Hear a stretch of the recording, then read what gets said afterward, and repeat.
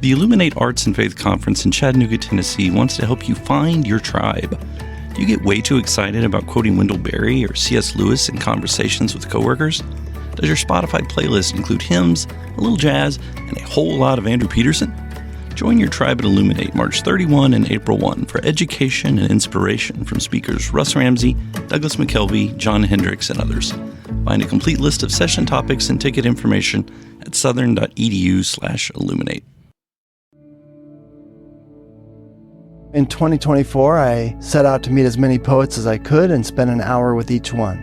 I got more than I bargained for, more insight, more clarity, more hope. It's proved to be one of the richest highlights of my life.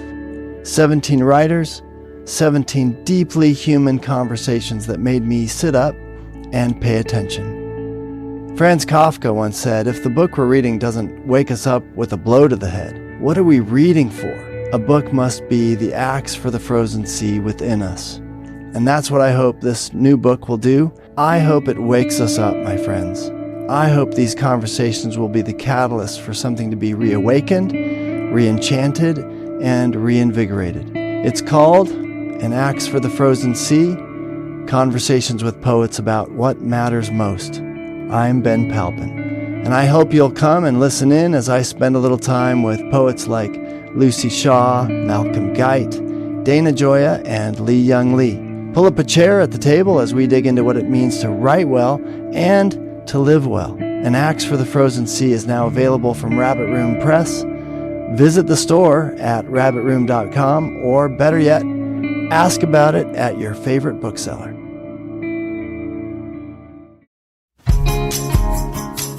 Our creativity actually flourishes when we have limits. And so whether that's limits of time, or if it's just limits of genre or a particular project, I think we actually will find, if we choose to stay within those guardrails, that we'll begin to explore all the possibilities that we maybe didn't see before.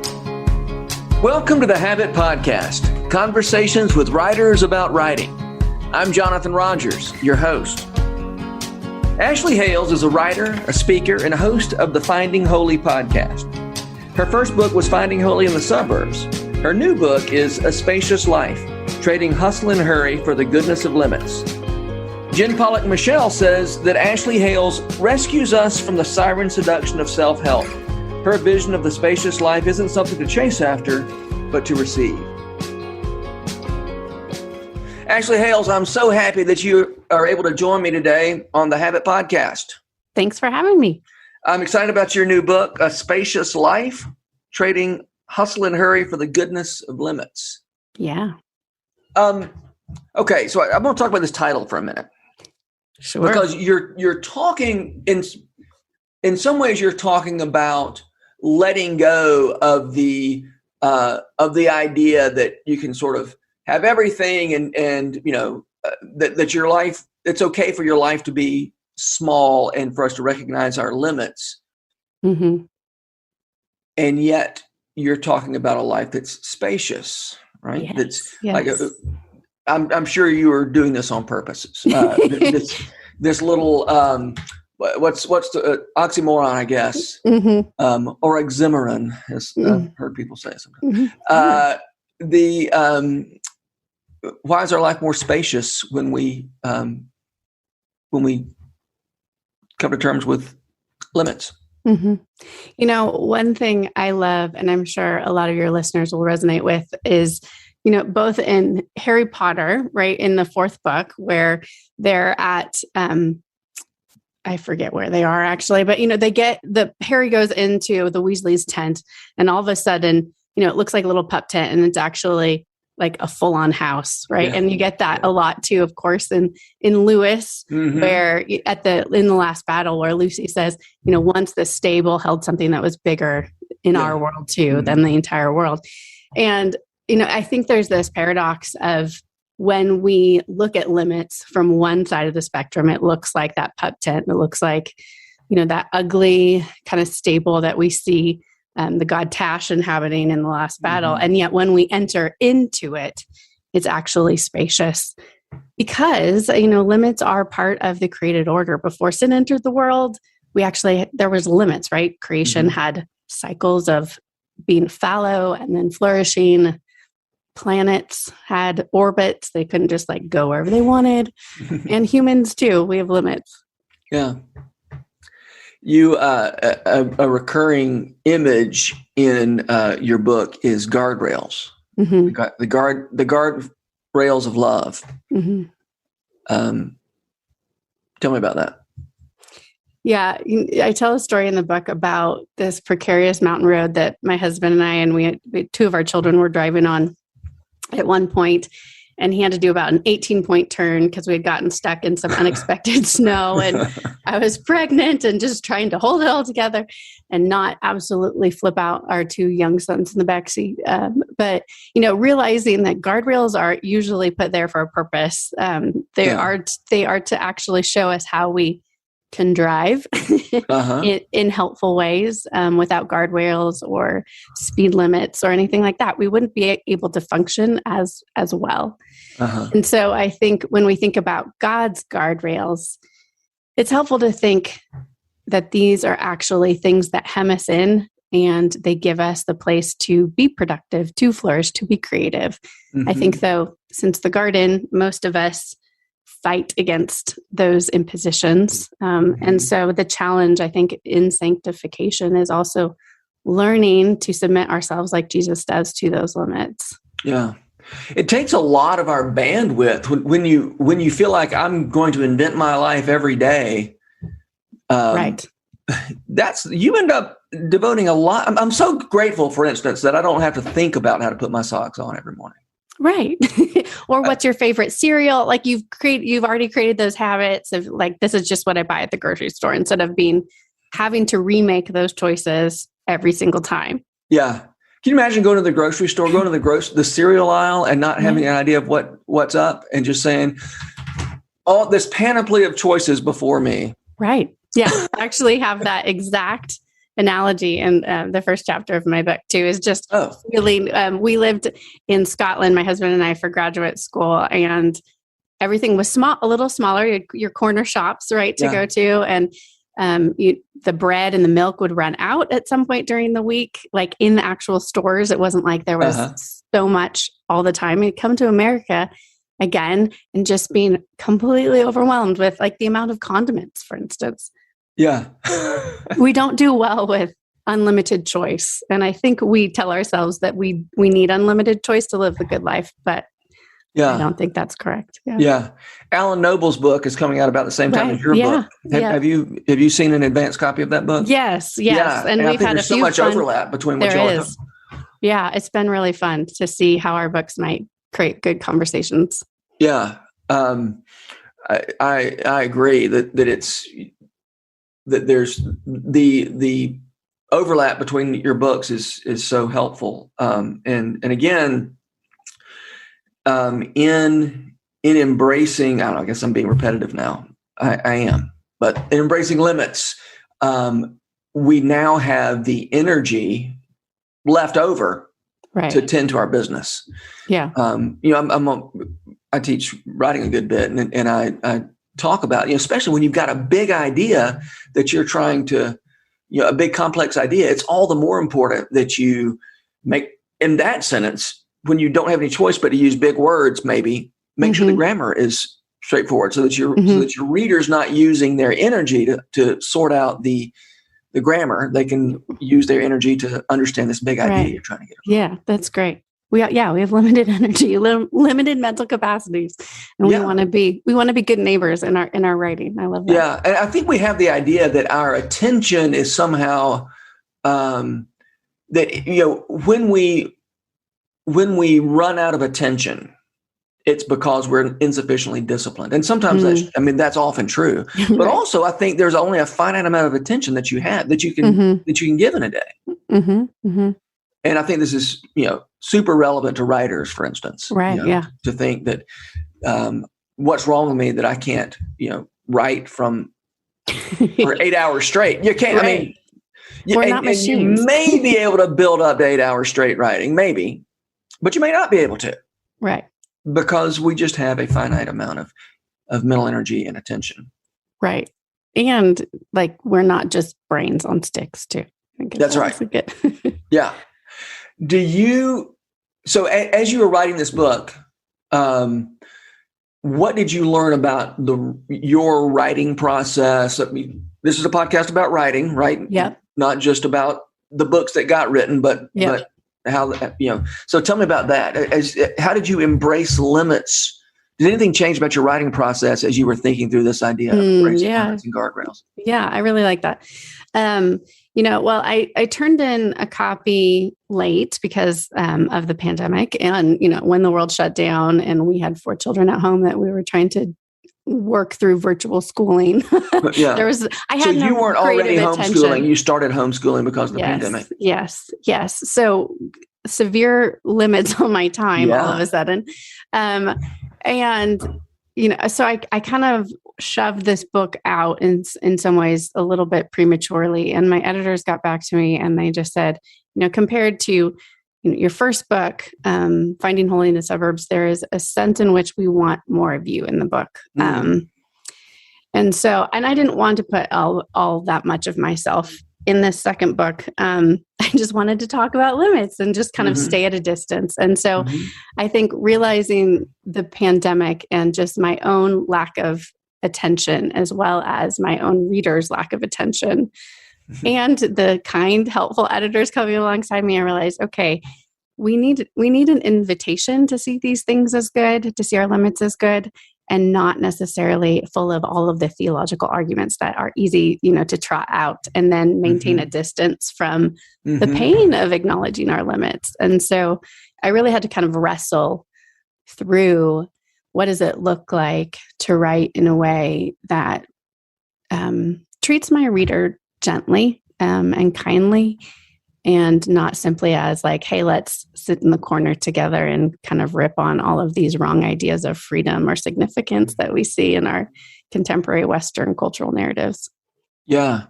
Do you run into people who reject what you're saying? I mean, is this, I guess what I'm asking is there any real pushback? I mean, I know the way people, including me, live is this sort of rejecting the idea of finitude. But I know I'm supposed to embrace my own finitude, and I wouldn't dream of saying, "Oh no, Ashley, you're wrong about that." Have you ever talked about your ideas to people who are like, "No, you're really wrong about this. We should be"? Or are you just reminding people of what they kind of know already? I do think it is more of a reminder for sure. Granted, if I were to be interviewed kind of at, in these go get 'em sort of entrepreneurial settings, I'm sure I get a little bit more pushback about, the ways in which we need to pull up our bootstraps and, keep hustling for our worthiness.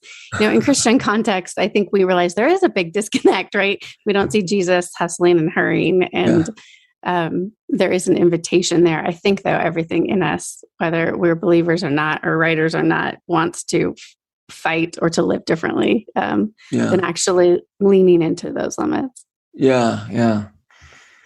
Okay, I got to go back to something you said a minute ago. Your editor said they wanted more Ashley in there. Yep. And I'm not sure I fully understood what it looked like for you to bring more Ashley to this book. They said too, I was trying to get it really theologically correct. I was trotting out all the theologians and commentators to try to create kind of a web of an argument. I have a PhD, and so that comes naturally to write and think like that. But I think what is interesting, and it feels like authentic to my writing, is to also really bring kind of a warm presence and pastoral kind of concern for my reader, as well as to kind of start out, vulnerably telling stories from my own life. So I am kind of a fellow traveler along the way. And I didn't really have very many kind of personal narratives throughout in that first edition. A lot of cultural critique and a lot of ideas. But especially, I think once the pandemic hit, I really empathized a lot with my overwhelmed reader because we were all feeling overwhelmed and stuck in our limits. So you wrote draft one before the pandemic and then revised during the pandemic while your kids were climbing the curtains and yeah. Interesting. You got any more to say about that? Any more insights about? It's kind of a blur, honestly, to know how I finished the book. I would just, I ended up cutting a lot of chapters that just weren't working. Just realizing, okay, here's my limits. And trying to make it a simpler book too. Hopefully still as rich and deep. But I think the limits of the pandemic also, we realized like we couldn't read anything. I could only read like really moderately good like mystery novels, right? In the early or really tender like theological meditations. I couldn't read anything that had any harshness to it.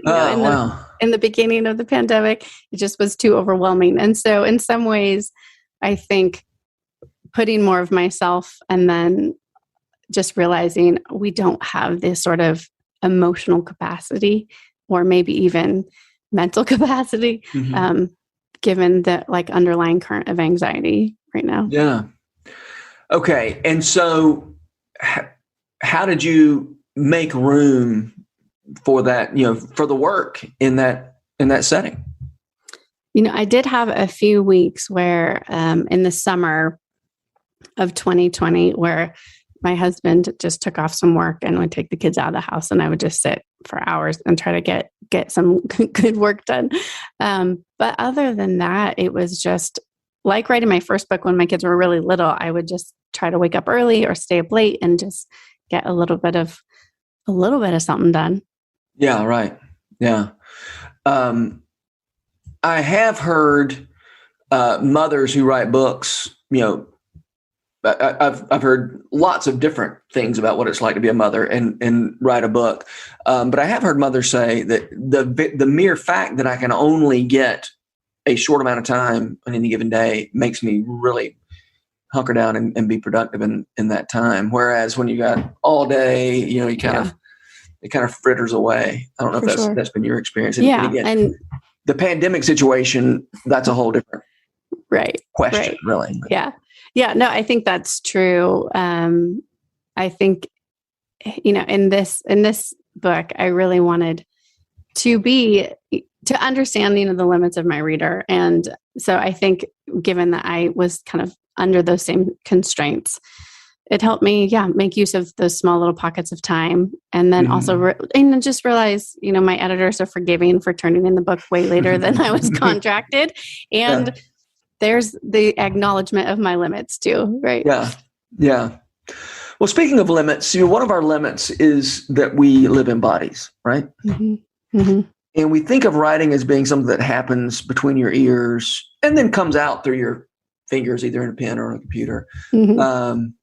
But the fact that you have a body and you're not just a brain on a stick. How does that affect, impact, whatever the right verb is, the way you think about writing? I think I write a lot when I go on a walk. And walks are something I feel like I'm not necessarily composing prose in my head, but I am practicing using those same muscles of attention and kind of noticing the world around me or what I'm reading, and that there's something, in that bodily movement that begins to then, when you sit down, maybe at your computer, to bring things together. So you don't mean you're walking with a notebook and kind of jotting down notes. You just mean you're walking, and I'm just walking and paying attention, and sometimes noodling things through my head, but most often it's just a break from from the computer screen, but also just allowing. Sometimes it feels like you have all these different things you're reading maybe, and you're thinking through a chapter, and it's kind of like this, like all these different lights looking for your focus, and it becomes too overwhelming. And it seems like when I walk that some of those lights either dim or you realize that's not a big deal, or they kind of settle down or change colors or, cross paths. And I don't know. And just in the process, it feels like after I've gone for a walk, there is some clarity on the page. I love that idea of the lights dimming. You know, the sometimes clarity is not a matter of things brightening, but the dumb ideas going away, or the wrong ideas, or the whatever. Yeah, I've never thought of it that way, but I think that's right. I mean, I deprive myself of that privilege by. I just feel like I've got to listen to some kind of story while I'm actually what's one of my rewards for walking or running is I get a story. Yeah, I like that too. Now the good news is that means I exercise a little bit more than I would, but the bad news is I miss out on that opportunity to really process. And for me, it's more sleeping is where. But I think it's so much, and I never thought about it until you said it. It's so much a process. I've got this jumble of thoughts, and then when you go to sleep. The least relevant thoughts tend to sort of dissipate. It's like they can't survive the sleep cycle. Right. Or they might come back later. Right. When you're ready for them. Yeah. I remember a writer saying at one point, it's just like all of these different ideas getting in her head, and to realize like you can actually just let them go, and like someone else can write, about whatever that topic is too. It's kind of like thinking of all of these ideas as, I don't know, something kind of sailing along the wind, and you don't have to grab all of them. Yeah. I find it helpful to think in terms of, ideas or a river rather than a reservoir, and when you have ideas, it's not going to be a disaster. Sometimes people say, I've got this idea for a book, but or an article, maybe say an article, but I don't want to waste, or I don't know, the idea that somehow you need to hold on to your ideas until because you might not have another one. Right. Yeah. But when you express an idea, more ideas they tend to multiply rather than depleting. Yeah. And I think, when you're creating multiple things, whether it's books or other art forms or articles, you can get really stuck in, well, this project needs to look like the other ones too. I think it's another way of like scarcity thinking too. And to realize, okay, each project can look and feel a little different. I don't have to have the same goals or tone, maybe even it's really freeing creatively too. Why do you associate scarcity thinking with this idea that I've somehow got to write something similar to what I've written before? Am I? Yeah. Is that fair? The way I summarize? No, I think it's this idea that we're not trusting the process, we're not trusting the spirit, we're not trusting our own creativity to learn and grow. Okay. Yeah. Instead we have to like be a brand and always turn out the same sort of content. That feels scarcity thinking to me. Yeah. Yeah. Okay. I want to follow that scarcity thread just a little bit. How does accepting limits, tell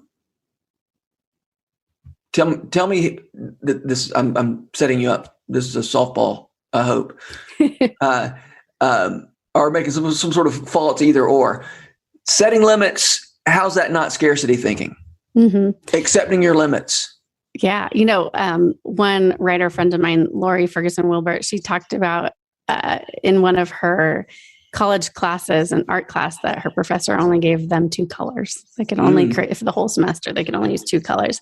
And of course, at first you feel that restriction, right? That limit. Yeah. But because you're forced right into that odd sort of, assignment from that professor, you actually have to work harder and more creatively because you only have those 2 colors.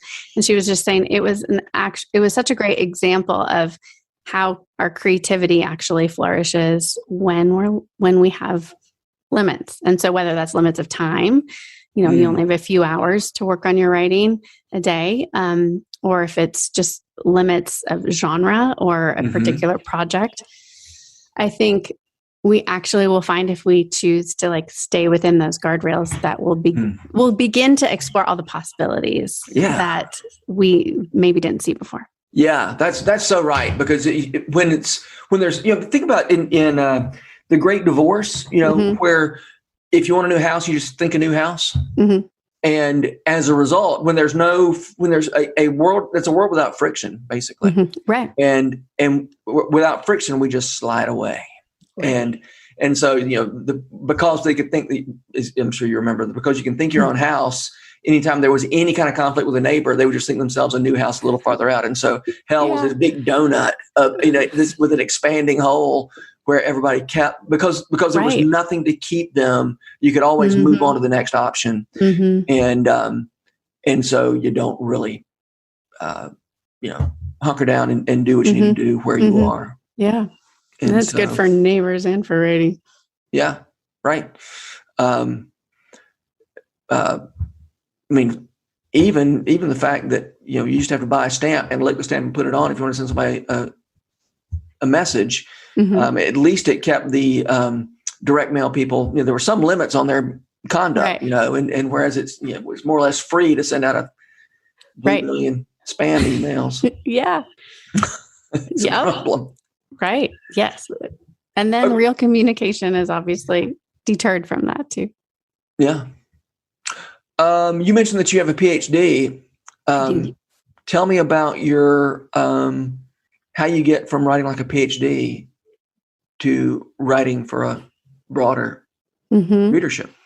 Well, I actually re-looked at my dissertation a year or so ago, and I was like, this is not well written. Yeah. It's not clear. There's a lot of academic jargon, and I don't even know what I'm saying. And, I think it really, my writing from kind of that academic realm really happened after our fourth child was born. And we had 4 kids in about 6.5 years. And I just felt like all I was doing was meeting everybody's needs and changing diapers. And I needed something for me. So I just started blogging just to get something that felt like me, and that there was, there was nothing that needed to come from it.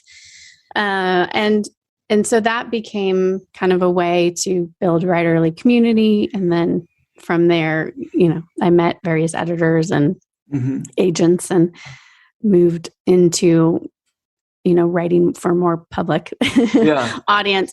But it really kind of came out of, I need something creative. I need something that's mine. I need something that doesn't have a point to it. And that just felt like play. So that was really an important kind of growing stage for me. Also, when I took creative writing as an undergrad, my creative writing professor just really commented on my critical pieces. And he's like, let me know when you need a cover letter for, if you wanted to be a critic kind of thing. And so I really took that to heart. And because of that, I think kind of let the more creative part of my writing be shelved for a little bit. And so to begin to write, not just about writing, but to begin to write myself felt like a both vulnerable and playful and important move. Yeah. Did you, were you consciously unlearning habits that you picked up as an academic writer? I think so. I still really like writing long sentences, but I do. But I'm realizing you need some short ones too in there. Well, people don't mind a long sentence as long as your verb and your subject are pretty close together. Right. They'll and that there's not too many long sentences in a row. Right. Unless you're big Henry James fans. But right. Okay. Yeah, I remember just thinking I've got to unlearn. Like when I got out of the academic bracket and moved on to other things, I thought I've got to unlearn some of this stuff. Right. And, whether that was sentence structure and diction or even just attitudes, just the whole point, right, is to kind of tell everyone else why they're wrong and why your reading is particularly correct. Yeah. And why I should get a promotion. I mean, obviously I don't write any sentences about why I should get promoted. Right. But that's always the subtext. I mean, that's not nice or fair to say. But that's where you're supposed to go. I'll use I statements. Okay. in my academic writing, the subtext was always, aren't I the kind of person you want to hire at your institution or promote at your institution or whatever? So, yeah. Mm-hmm. Yeah, I'm glad. I'm very grateful for academics who have a heart for their audience and who care about, I'm sad that the academic, that things are set up in such a way that we write for what we can get out of it.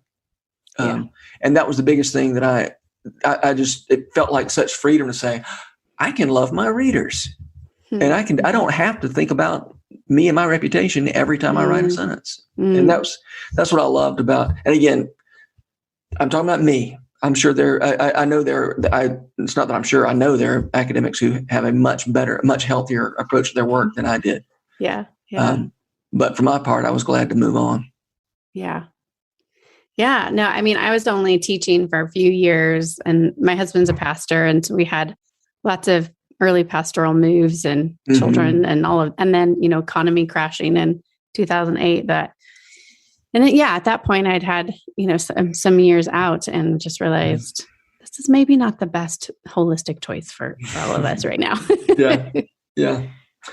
Okay. I don't know if I forgot to warn you, but you're now on the spot for the last question is, who are the writers who make you want to write? Ooh, I like that question. Let me think for a sec. Kathleen Norris is definitely one.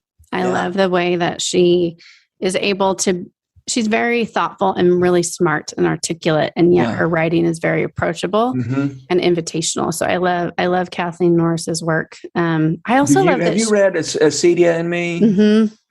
I love that one. Did you read it for the purposes of this? Of this? No, I've read it a while ago. Yeah, it's not okay. I could imagine there being some reasons you would use that book in your book. I didn't actually quote it, but yeah, it's great. It's a great work. And am I pronouncing that word right? Do we say acedia? Yeah. Yep, that's how I say it anyway. So we're both wrong, maybe, but yeah. I also love that she's able to really bridge gaps between kind of more of a mainstream audience and Christian audience. So I would love to. Do you have a favorite of her work? Well, one thing I've always returned to is her just short lecture, The Quotidian Mysteries, Liturgy, Laundry, and Women's Work. And that's always just a fun, short little read to return to realize how our embodied, not just housekeeping, but or even our chores, right, are ways to meet with God. I do love Acedia and Me. Her Dakota book too is always really good. I always love books on place. Yeah. I love books that make me wish I was from some place that, like I've never wished I was from the Dakotas, but you read that and you go, wow, that'd be really cool to be from the Dakotas. Right. Yeah. And just and to belong in one place. Yeah. It's pretty powerful. Who else? I think I've really enjoyed returning to Gentle and Lowly by Dane Ortland that just came out about 2 years ago. Yeah. For just his theological precision, but again, that kind of warmth. I really appreciate. Yeah. It's a book that says, hey, the theology that we're committed to here is a theology that leads to, as you said, warmth and generosity, not Pharisaism. Right. And then just I really love Louise Penny mystery novels. And so I think, reading her, it's a delight. I love her little fictional Three Pines in Canada that she's created. And so I think I've toyed around with the idea of trying to learn how to write fiction just for fun. So I think, something like that's smart and thoughtful and fun and has a strong sense of place. And is also I can't wait for the next book. Kind of brings me back to those early kind of childhood reading experiences. So, yeah. For a while there, I wanted to write a series of mysteries in which the protagonist was a Nashville real estate lady. I like it. The real estate ladies know everything. They know who's getting divorced. They know who's going bankrupt. They've got a record deal. Yeah. The big things in your life involve real estate. Right. Deals. And they are the most well connected. Yeah. In any place. So. I love that. That's great. Well, Ashley Hales, this has been fun. Thank you. Thank you. I'm looking forward to seeing how this book affects people here when it releases. This episode, as far as I know, is going to release the day before your book releases. So, all right. Good deal. People can go find out for themselves. So fabulous. Thanks so much. Thanks so much, Jonathan. It's a pleasure. This podcast is brought to you by The Rabbit Room, where art nourishes community and community nourishes art. And all our podcasts are made possible by the generous support of our members. To learn more about us, visit rabbitroom.com. And to become a member, rabbitroom.com/donate. Special thanks as well to Taylor Linhart for letting us use her song Diamonds as the theme music for Season 3 of the Habit Podcast. You can learn more about Taylor and follow her work at taylorlinhart.com. The Habit membership is a library of resources for writers by me, Jonathan Rogers. More importantly, The Habit is a hub of community where like-minded writers gather to discuss their work and give each other a little more courage. Find out more at thehabit.co.